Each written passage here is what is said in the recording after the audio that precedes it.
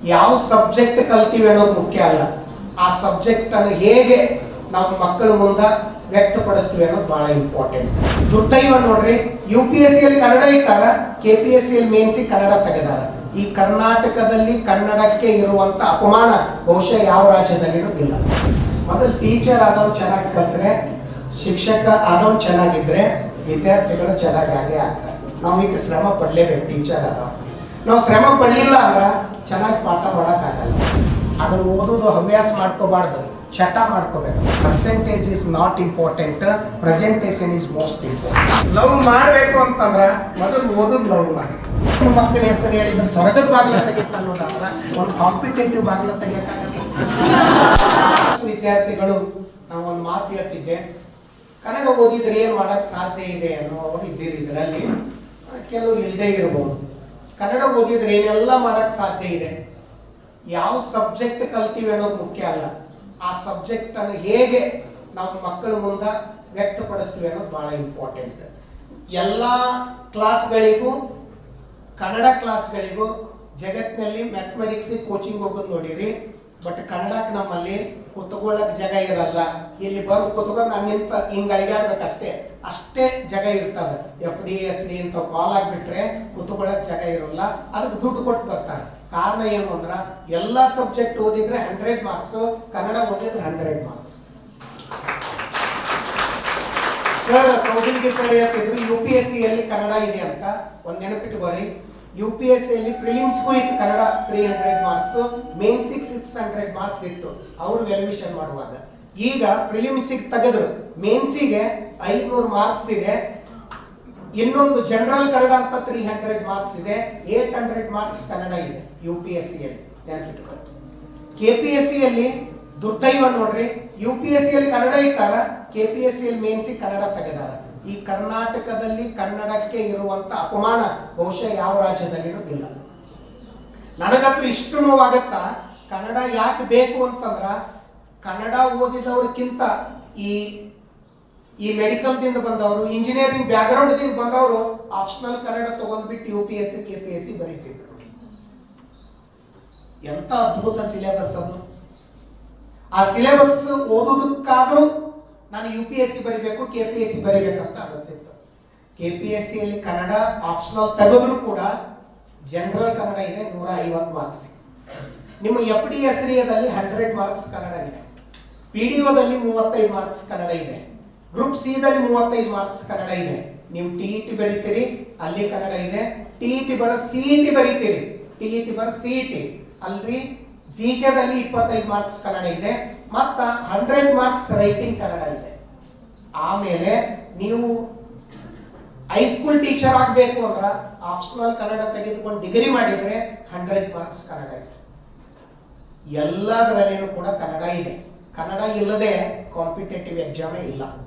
ನೀವು ಯಾವ್ದಾರ ತಗೋ, PC ಬರೋದ್ರ PC ಒಳಗೆ ವಿಭಕ್ತಿ ಪ್ರತ್ಯಯಗಳು ಎಷ್ಟು ಅಂತ ಕೇಳಿದ್ರು.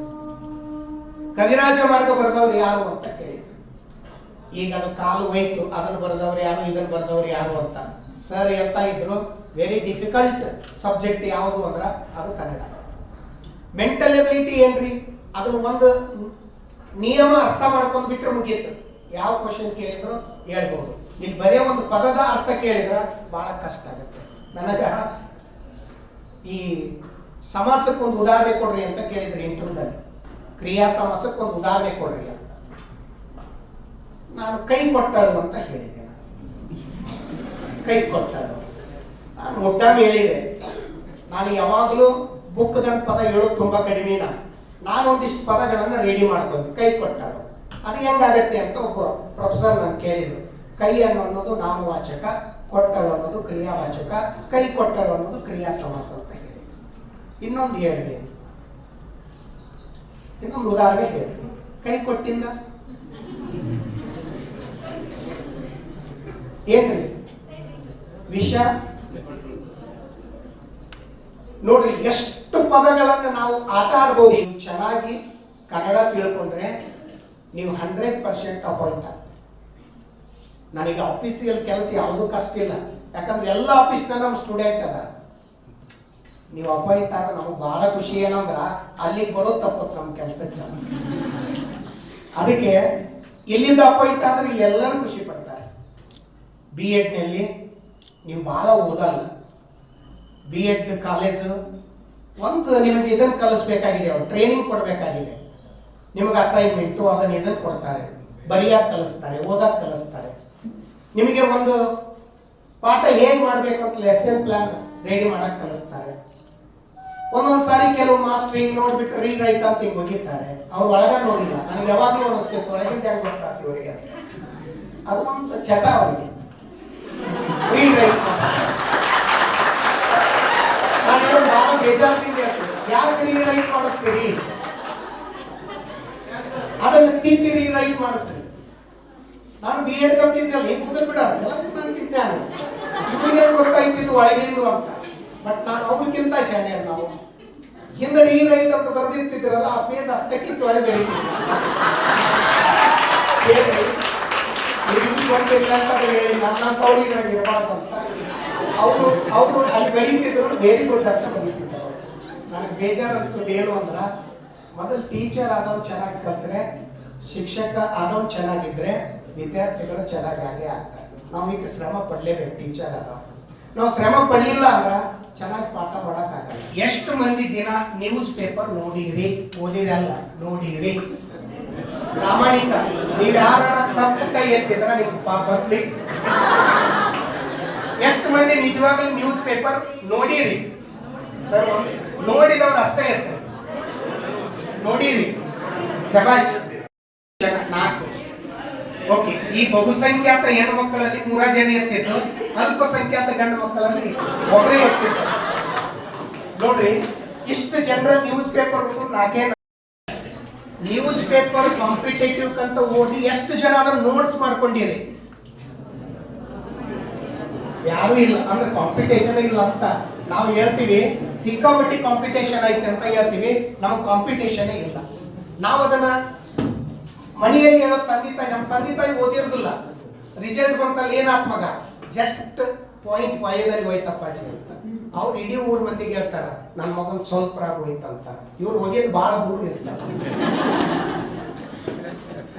.5 ನೀವು ತಿಳ್ಕೊಂಡಿರಿ. ನಿಮ್ಮ ಹಿಂದಲ್ ಜನರೇಷನ್ ಇದೆ ಅಲ್ಲ, ಬಹಳ ಜಾನ್ ಜನರೇಷನ್ ಇದೆ.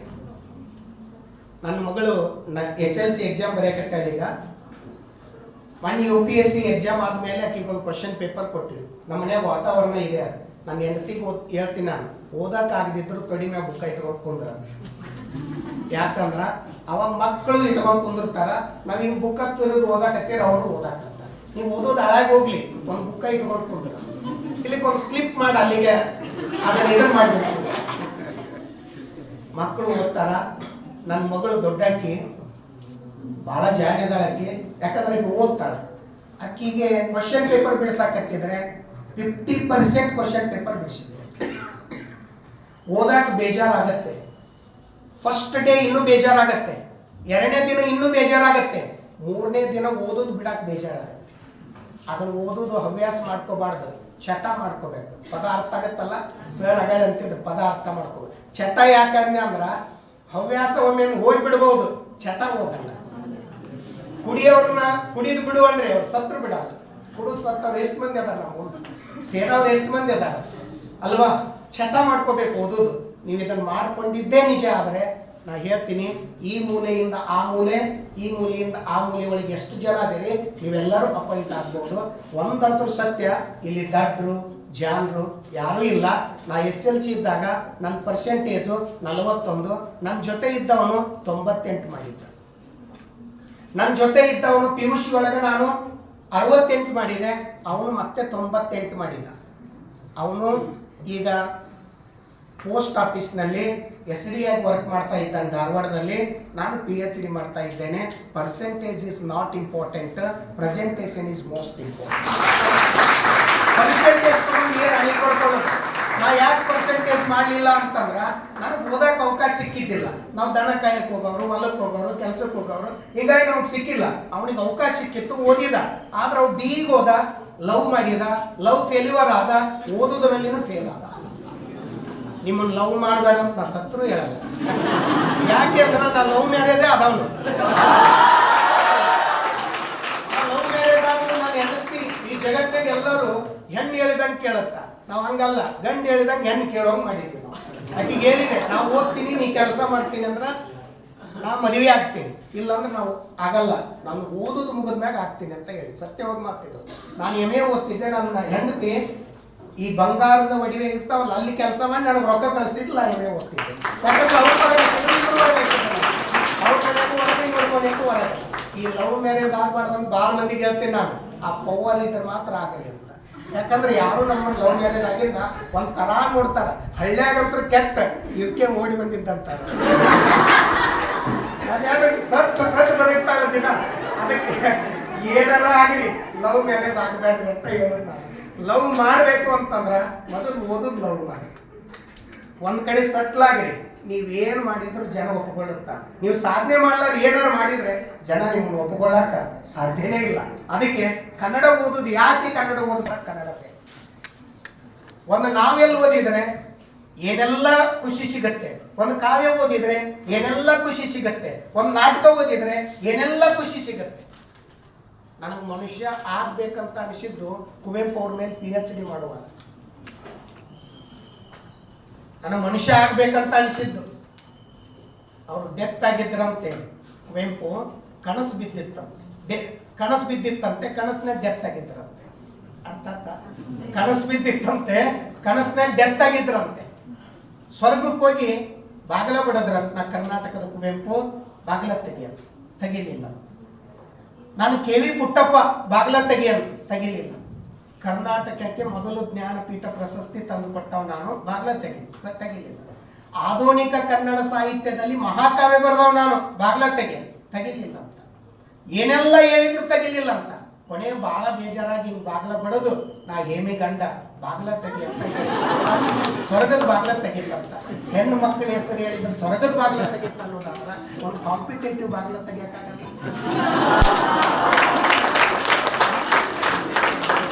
ನೀವು ಹೆಣ್ಮಕ್ಳು ಭಾಳ ಅದೇನೆ ಅಂತ ಹೇಳೋದು ನಾನು. ರೈಟ್, ಅವ್ರಂತರು ನೀವು ಚೆನ್ನಾಗಿ ಓದಿದ್ರೆ ಅವ್ರು ಓದ್ತಾರೆ. ನೀವು ಅದಕ್ಕೆ ನಾವು ಇಲ್ಲೇ ಸರಿ ಮಾಡಿಬಿಟ್ರೆ ಅವ್ರು ತಾವ ಸರಿ ಅಕ್ಕ. ನಾವು ಮಾನಸಿಕ ಗಿರಕ್ಕೆ, ನೀವು ಮಾನಸಿಕ ಮಾಡೋವ್ರಿ.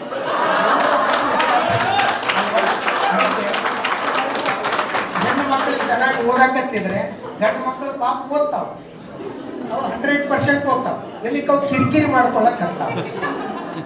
ನೀವು ಬದುಕಿನಲ್ಲಿ ಸಕ್ಸಸ್ ಆಗ್ಬೇಕು ಅಂದ್ರೆ ನಾವು ಪ್ರಾಮಾಣಿಕವಾಗಿ ಓದಕ್ಕೆ ಕಲಿಬೇಕು. ನೀವು ಯಾರು ಕೂಡ ಕರೆಕ್ಟ್ ಆಗಿ ಆನ್ಸರ್ ಮಾಡೋದಿಲ್ಲ ಅಂತ ನಾನು ಪ್ರಾಮಿಸ್ ಮಾಡ್ತೇನೆ. ಸ್ಟಾರ್ಟ್ ಮಾಡ್ಬೋದಾ? ಅರ್ಥ ಆಯ್ತಾ?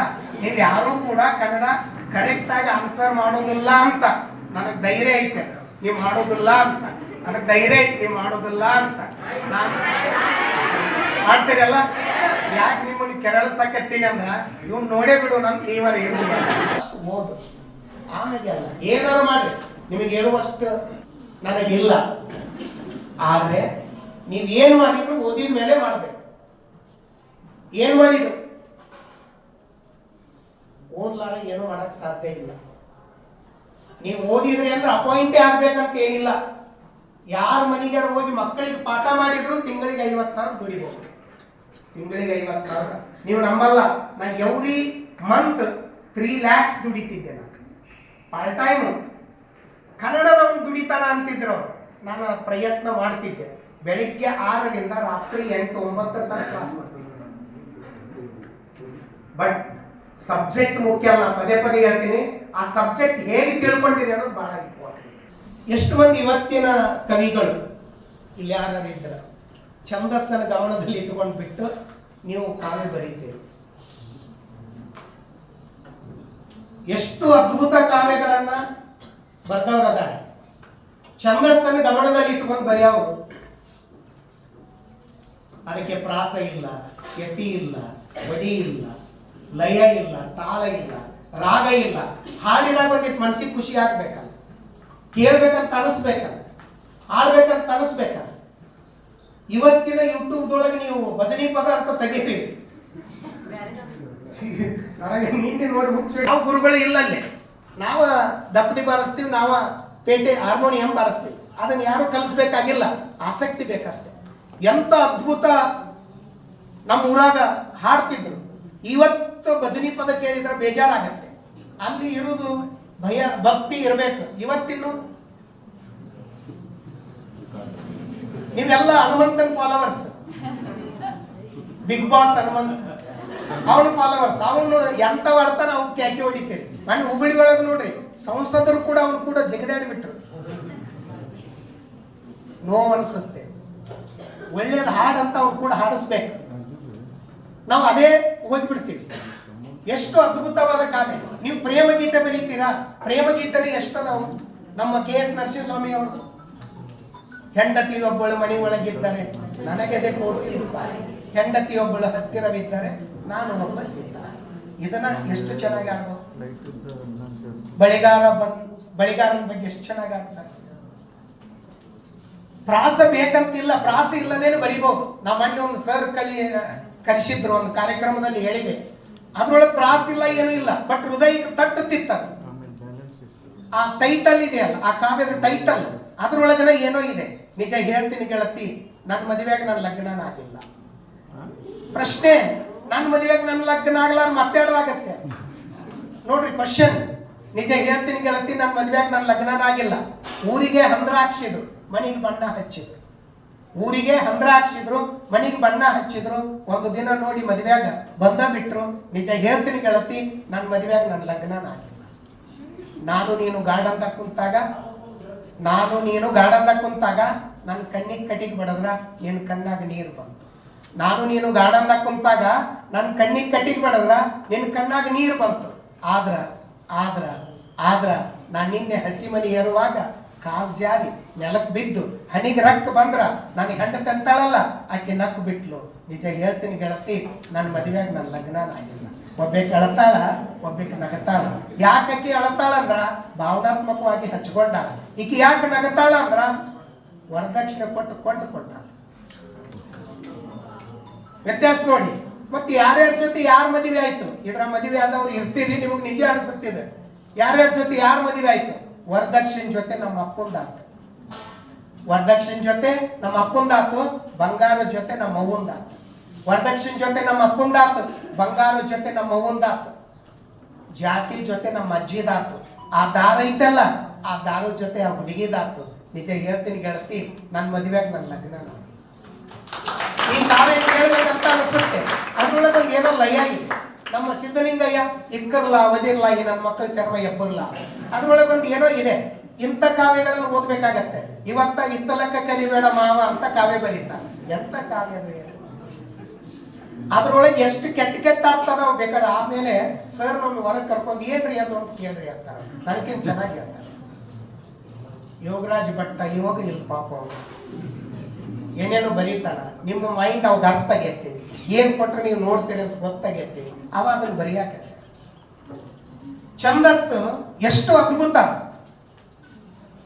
ದೇಹವೆರಡು ಜೀವ ಒಂದು ಎಂದು ಸಾರಿದಿ, ಕಲ್ಲು ಕರಗುವಂಗ ನೀನು ಮಾತನಾಡಿದಿ, ಮೋಡಿ ಮಾಡಿದಿ ನೀ ಮೋಜು ನೋಡಿದಿ, ಪ್ರೀತಿಯ ತೋರಿದಂತೆ ನಟನೆ ಮಾಡಿದಿ, ನನ್ನ ಗೊಂಬೆ ಮಾಡಿದಿ. ಛಂದಸ್ಸಿನಿಂದ ಬರೆದ್ರ ಹಾಡುವಾಕೂ ಅಷ್ಟೇ ಖುಷಿ, ಓದಾಕೂ ಅಷ್ಟೇ ಖುಷಿ. ಅಲ್ಲಿ ಪ್ರಾಸ, ಲಯ, ತಾಳ ಎಲ್ಲ ಇರುತ್ತ. ಏನ್ರಿ ಅದು ಯತಿ ಅಂತ ಕೇಳಿದ್ರು. ಯತಿ ಅಂದ್ರೆ ಏನ್ರಿ? ಒಂದು ವಾಕ್ಯಕ್ಕೆ ನಿಂತೆ, ನಾನೇನು ಮಾಡೀನಿ ಹೊಟ್ಟ್ಯಾಗಿನ ಮಾತ ಕೇಳ. ಇಲ್ಲಿ ನೋಡ್ರಿ, ಶಿಟ್ಟ್ಯಾಕ ನನ್ನಾಕಿ. ಒಂದು ವಾಕ್ಯಕ್ಕೆ ನಾನೇನು ಮಾಡೀನಿ, ಮತ್ತೆ ಒಂದು ವಾಕ್ಯಕ್ಕೆ ಹೊಟ್ಟ್ಯಾಗಿನ ಮಾತ ಕೇಳ. ಈಗ ನಿಂತ ಹಾಡಿದ್ರ ಖುಷಿ ಅನ್ಸತ್ತೆ. ಸುಮ್ಮನೆ ಹಾಡಕತ್ತಿದ್ರೆ ಅದು ಖುಷಿ ಅನ್ಸತ್ತೆ. ಅದಕ್ಕೆ ಛಂದಸ್ ಬೇಕು ನಮಗೆ. ಛಂದಸ್ ಇಲ್ಲ ಅಂದ್ರ ಅದು ಅರ್ಥನೇ ಇಲ್ಲ. ಲಾಸ್ಟ್ ಅಲಂಕಾರ. ಇನ್ನೊಂದು ಮಾತು, ಒಂದೊಂದು ಮಾತಿನಾಗ ಎಲ್ಲ ಮುಗಿಸಕತ್ತೀವಿ. ನೀವು ಮುಂಜಾನೆ ಎದ್ದು ಜಳಕ ಮಾಡ್ಲಾರ ಒಂದು ಬರ್ರಿ ಕಾಲೇಜಕ್ಕೆ, ಒಂದು ಪ್ರಯತ್ನ ಮಾಡಿ. ನೀವೇ ಈಗೂ ಜಳಕ ಮಾಡಿ ಲಾಭ ಬೇರೆ, ಆದ್ರೂ ಮುಖ ತಕ್ಕೊಳ್ಳಾರ. ನೀವು ಎದ್ದ ತಕ್ಷಣ ಮೊಬೈಲ್ ನಿಮ್ಮ ಪಕ್ಕಕ್ಕೆ ಇರ್ತಿ. ಏನೂ ಇಲ್ಲ ಅಂದ್ರೆ ಮೊಬೈಲ್ ಹತ್ರ ಇದ್ದ ಇರುತ್ತ. ಒಮ್ಮೆ ನಿಮ್ಮ ಮುಖ ನೋಡ್ರಿ, ನಿಮ್ ಜೊಲ್ ಹಿಂಗ ನಕ್ಷ, ಇಡೀ ಭಾರತ ನಕ್ಷೆ, ಎಲ್ಲ ನಕ್ಷೆಗಳು ಇರ್ತಾವ. ನಮ್ಮನ್ನ ನೋಡಕ್ ಅಷ್ಟು ಅಸಹ್ಯ ಇದೀವಿ ನಾವು ಬೇರೆದವ್ರು ಚಂದ ಕಾಣ್ಲಿ ಅಂತ ನೀಟ್ ಆಗಾಕತ್ತೀವಿ. ರಿಯಲಿ ನಾವು ಚಂದ ಇಲ್ಲ. ಇವತ್ತು ನೋಡಿ ಭಾಳ ಮಂದಿಗೆ ಸೌಂದರ್ಯ ಪ್ರಜ್ಞೆ ಭಾಳ ಇರುತ್ತ, ನನಗೆ ಯಾರೂ ಇಲ್ಲ ಅಂತ ಇರ್ಬೇಕದು. ಆ ಪಂಪನಿಗೂ ಇತ್ತು. ಯಾಕ್ರಿ ಸರ್, ಆ ಕದಳಿ ಗರ್ಭ ಶ್ಯಾಮಂ ಅಂತ ಒಂದು ಪದ ಬಳಸ್ತಾನ. ಅವನ ಇದು ನೋಡ್ರಿ,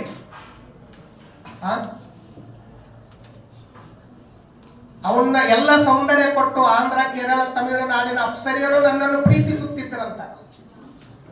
ಇರ್ಬೇಕು, ಎಲ್ಲರಿಗೂ ಇರುತ್ತೆ. ನಾನಂತೂ ಅನ್ಕೊಂತೀನಿ ನನ್ನಷ್ಟು ಚಂದ ಯಾರೂ ಇಲ್ಲ ಅಂತ. ಮೂರು ಮಂದಿ ಅನ್ಲಿಕ್ಕೆ ನಾವರ ಅನ್ಕೊಳ್ಳೋದು, ನಮ್ಮ ಮಂದಿ ಅನ್ನಬೇಕು ನಾವು ಚಂದ ಇದೀವಿ, ನಾವು ಅನ್ಕೊಂಡ್ರೆ ನಮ್ಮ ಅಪ್ಪನ ಗಂಟೆ ಇರೋದು. ಭಾಳ ಮಂದಿ ಯಾರು ಕಪ್ಪಿದ್ರ ನಾ ಚೆನ್ನಾಗಿಲ್ಲ ಅಂತ ಅಳವ್ರದ. ನನ್ನ ಮಗಳು ಹೋಗ್ಬೇಕು ಸಾಧಗಪ್ಪದ SLG ಈ ಸಾರಿ ಎಕ್ಸಾಮ್ ಬರೆಯಕತ್ತೆ. ಆಕಿ ಒಂದಿನ ಅಳತಿದ್ಲಕ್ಕಿ, ಯಾಕ್ಲಿ ಮಗನ ಅಂತ ಕೇಳಿದೆ. ಅಪ್ಪಾಜಿ ಆಕಿನ ಕ್ವಶನ್ ಸಿಕ್ಕಾಪಟ್ಟೆ ಹಾರಿಬಲ್ ಇತ್ತು. ನೀನು ಕೆಂಪು ಗದಿ, ಅಮ್ಮನು ಕೆಂಪು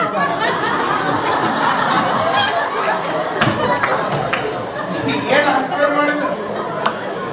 ನೀನು ಕೆಂಪಗ, ಅಮ್ಮನು ಕೆಂಪ, ನಾ ಯಾಕ ಹುಟ್ಟಿದೆ ಅಂತ ನಾನು ಏನು ಸಂಶಯ ಪಡ್ಬೇಕು? ಹಂಗ ಕ್ವಶನ್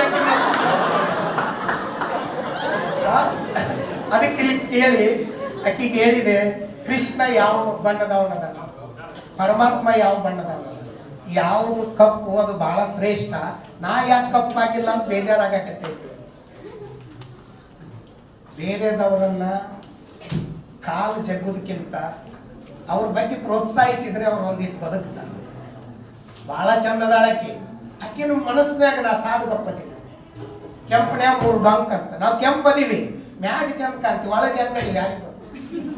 ಮೇಲಿನ ಸೌಂದರ್ಯ ಉಪಯೋಗ ಇಲ್ಲವೇ ಇಲ್ಲ ಅಲ್ವಾ? ಅದಕ್ಕೆ ನೀವು ಈ ಅಲಂಕಾರ ಇದೆ ಅಲ್ಲ, ಅಲಂಕಾರ ಅಂದ್ರೆ ಏನ್ರಿ? ಕಾವ್ಯಕ್ಕೂ ಒಂದು ಅಲಂಕಾರ ಬೇಕು. ನೀವೆಲ್ಲರೂ ಚೆನ್ನಾಗಿ ಕಾಣ್ಬೇಕಂದ್ರ, ನೀವ್ ಹೆಂಗ್ ಚೆನ್ನಾಗಿ ಕಾಣ್ಬೇಕಂದ್ರೆ ರೆಡಿಯಾಗಿ ಬರ್ತೀರಿ, ಕಾವ್ಯನೂ ಚೆನ್ನಾಗಿ ಕಾಣ್ಬೇಕಂದ್ರೆ ಒಂದು ಬೇಕಲ್ಲ. ಅದಕ್ಕೆ 2 ಅದಾವ, ಒಂದು ಶಬ್ದ ಅಲಂಕಾರ, ಇನ್ನೊಂದು ಅರ್ಥ ಅಲಂಕಾರ. ಈಗ ನಾದ ಬೇಕ, ನಾದ ಮೇಲೆ ಬೇರೆಯವರ ವಾದ ಯಾಕ ಬೇಕ ನೋಡ್ರಿ. ಆ ಪುಣ್ಯಾತ್ಮನ ಪದಗಳನ್ನು ಯಾರಿಗೂ ಬಳಸಕ್ ಸಾಧ್ಯ ಇಲ್ಲ. ಒಬ್ಬರು ಒಂದು ಕಾವ್ಯನೇ ಇದೆ, ಇದನ್ನ ಹೆಂಗ್ ಓದ್ತೀರಿ?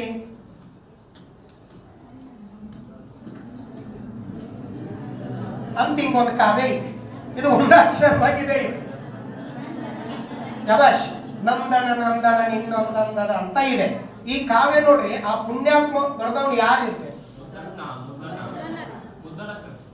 ಅಲ್ಲ, ಇದನ್ನ ಯಾರು ಬರ್ದಾರಂತ ಏನ್ರಿ? ಬೇಡ, ನಿಮ್ ಕೂಡ ಚರ್ಚೆನ ಬೇಡ. ಇಲ್ಲಿ ನೋಡ್ರಿ, ಈ ಕಾವ್ಯಗಳು ಅದಾವಲ್ಲ, ಈ ಪುಣ್ಯಾತ್ಮನ ಸಿಕ್ಕರೆ ಉದ್ದಕ್ಕ ಕಾಲು ಬೀಳ್ಬೇಕು. ಇವ್ರ ಅಧ್ಯಯನ ಹೇಗಿರ್ಬೋದು? ನಾವು ಎಷ್ಟೋ ಮಂದಿ ಸೊನ್ನೆ ಬಳಸ್ಬೇಕೋ ಬಳಸಬಾರ್ದು ಅನ್ನೋದ್ರೊಳಗೆ ಇದ್ದೀವಿ. ಬಳಸ್ಬೇಕೋ ಬಳಸಬಾರ್ದು, ಬಳಸದೆ ಬರಿಬಹುದಾ? ಬರೆಯಕ್ ಸಾಧ್ಯ ಇದೆಯಾ? ಪಾಸಿಬಲ್? ಗುರುಗಳು ನೋಡ್ಬೇಡ್ರಿ ನೀವು ಸರ್, ನೀವು ಒಟ್ಟ ಅಳಿಗಾಡ್ಬೇಡ್ರಿ. ಬಳಸ್ಬೋದು ಬಳಸ್ಬಾರ್ದು ನೋಡ್ರಿ, ನೀವು ಅಲ್ಲಿ ಇನ್ಫ್ಲೂಯೆನ್ಸ್ ಆಗಿರಿ ಸರ್. ತಂದೆ ಬರಿಬಹುದಾ? ನಮಗ ಸೊನ್ನೆ ಆಗ್ಬೇಕಂತ ಸೊನ್ನೆನ ಸೊನ್ನಿಲ್ಲದ ಬರಿಬಹುದ? ನಾ ಪದೇ ಹೇಳ್ತೀನಿ, ನಮಗ ಸೊನ್ನಿಲ್ಲ, ಸೊನ್ನೆ ತಗೊಂಡು ಏನ್ ಮಾಡೋದು? ಸೊನ್ನಿನ ಬೇಡ ಅಂದ್ರೆ, ವಿಸರ್ಗ ಬೇಡ ಅಂದ್ರೆ. ಈಗ ಭಾಷಾ ವಿಜ್ಞಾನಿಗಳು 32 ಅಕ್ಷರ ಸಾಕಂತ. ಮನೆ ಕೇಂದ್ರ ಸಾಹಿತ್ಯ ಅಕಾಡೆಮಿ ಪ್ರಶಸ್ತಿ ಯಾರಿಗೆ ಬಂತು? ಎಷ್ಟು ಹಿಂದದಿರು ನೋಡಿ. KV ನಾರಾಯಣ ಅವ್ರಿಗೆ ಬರಲಿಲ್ಲ. ಅವರೆಲ್ಲ ಇದ್ರ ಬಗ್ಗೆನೇ ಚರ್ಚೆ ಮಾಡಿದವರು. ರೈಟ್? ಈ ಪದಗಳು ಅದಾವಲ್ವಾ, ಇದು ಶಬ್ದ ಅಲಂಕಾರ. ಒಂದು ಅರ್ಥ ಅಲಂಕಾರಕ್ಕೆ 2 ಉದಾಹರಣೆ ಕೊಟ್ಟು ಮುಗಿಸ್ಬಿಡ್ತೀನಿ ನಾನು ಮಾತು. ಅರ್ಥಾಲಂಕಾರ ಅಂದ್ರೆ ಏನು? ಅಲ್ಲಿ ಶಬ್ದಗಳಿಗಿಂತ ಹೆಚ್ಚು ಅರ್ಥಕ್ಕೆ ಮೌಲ್ಯ ಇರ್ತದೆ. ನಿಮಗೆ ರೂಪಕ ಅಲಂಕಾರ, ಆಮೇಲೆ ಉಪಮಾ ಅಲಂಕಾರ ಅಂತ ಬರ್ತದೆ. ಅವು 2 ಒಂದ, ಸ್ವಲ್ಪ ವ್ಯತ್ಯಾಸ ಇದೆ. ಉಪಮಾ ಅಲಂಕಾರದಲ್ಲಿ ಉಪಮೇಯ, ಉಪಮಾನ, ಉಪಮವಾಚಕ, ಸಮಾನ ಧರ್ಮ 4 ಅಂಶ ಇರ್ತವೆ. ರೂಪಕ ಅಲಂಕಾರದಲ್ಲಿ 2 ಅಂಶ, ಉಪಮೇಯ. ಅವು 2 ಬೇರೆ ಅಲ್ಲ, ಅವು 2 ಒಂದೇ ಅಂತ ಹೇಳೋದು ರೂಪಕ, ಅವು ಎಲ್ಲವೂ ಬೇರೆ ಅಂತ ಹೇಳೋದು ಉಪಮಾ. ರೈಟ್? ಮೇಟಿಯ ಮುಖವು ನನ್ನ ಮುಖ, ನಿಮ್ದು ಹಂಗ. ಮೇಟಿಯ ಮುಖವು ಚಂದ್ರನಂತೆ ಹೊಳೆಯುತ್ತಾನೆ. ಉಪಮಾ. ಈಗ ಸೀತೆಯ ಮುಖವು ಪುಟ್ಟ ಬದನೆಕಾಯಿ ಅಂತ ಇದೆ. ಆಗತ್ತಾ? ಆಗತ್ತನ್ರಿ? ಹೋಲಿಕೆ ಸುಂದರವಾಗಿರ್ಬೇಕು, ಆಗಲ್ಲ. ಹೋಲಿಕೆ ಹೇಗಿರ್ಬೇಕು? ಸುಂದರವಾಗಿರ್ಬೇಕು. ನಾವು ಹೆಂಗ್ ಬೇಕಂತಂದ್ರೆ ನಮಗ್ ಬೇಕಾದವ್ರನ್ನ ಹೆಂಗ್ ಬೇಕು ಉಗೊಳ್ತೀವಿ ನೋಡಿ. ಲವ್ ಮಾಡಿ ಮದುವೆ ಆಗುವಾಗ ಏನು ಅಟ್ಟಕ್ಕೆ ಇರಿಸಿರ್ತೀವಿ, ಮದುವೆ ಆದ್ಮೇಲೆ ಅಷ್ಟೇ ಪ್ರಮಾಣದಲ್ಲಿ ತುಳಿತೀವಿ. ಅದಕ್ಕೆ ಬಿಟ್ಟು ಹೋಗೋದು ನಮ್ ಕಾನ್ಫಿಡೆಂಟ್. ಇವರೆಲ್ಲ ಸ್ವಾರ್ಥಿಗಳು ಅಂತ ತಿಳ್ಕೊಬೇಡ್ರಿ.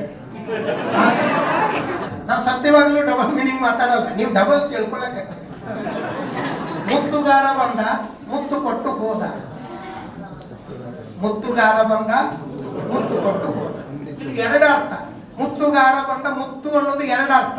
ಒಂದು ಕೊರಳಾಗ ಹಾಕೊಳ್ಳು ಮುತ್ತು, ಮತ್ತೆ ಇನ್ನೊಂದು ಮುತ್ತಿನ ಬಗ್ಗೆ ನಾವು ಹೇಳೋಲ್ಲ, ನೀವೆಲ್ಲ ಲೋಕಾನುಭವಿಗಳು, ರೈಟ್?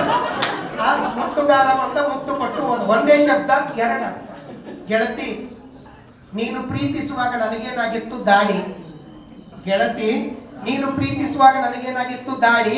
ಅದಕ್ಕ ಬಿಟ್ಟು ಬಿಡದ ಬಿಟ್ಟಿನಿ ದಾಡಿ.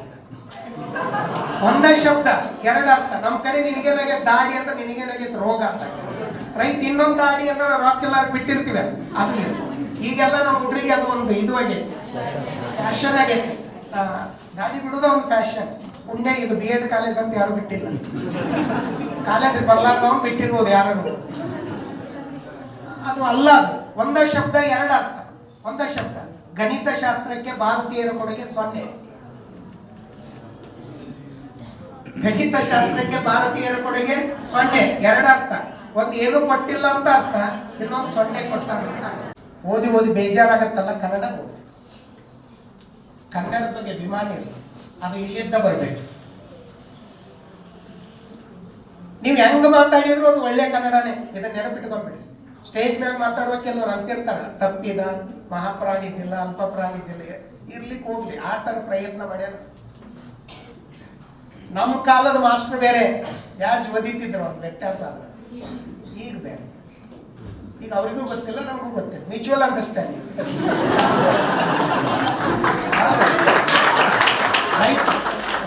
ಅದಕ್ಕೆ ನಮ್ಮಲ್ಲಿ ನಾವು ಓದುವಾಗ ಭಾರಿ ಯು ಡೋಂಟ್ ಮೈಂಡ್ ಬೆಳತನ ಕ್ವಶನ್ ತಕ್ಕೊಂಡು ಹೋಗಾರ ನಾವು ಕ್ಲಾಸಿಗೆ. ಯಾರು ಮಾಸ್ತರ್ ನಮಗ್ ಕಾಡ್ಸಿರ ಅವ್ನು ಕಾಡ್ಸೋದು.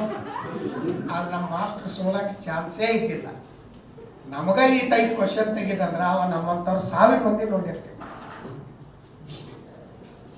ಅದಕ್ಕ ಗುರುವಿಗೆ ಮರ್ಯಾದೆ ಕೊಡಕ್ ಕಲ್ತ್ರಿ ಅಂದ್ರ ಅವ್ರ ಮೇಲೆ ಪ್ರೀತಿ ಹೆಚ್ಚಾಗತ್ತ.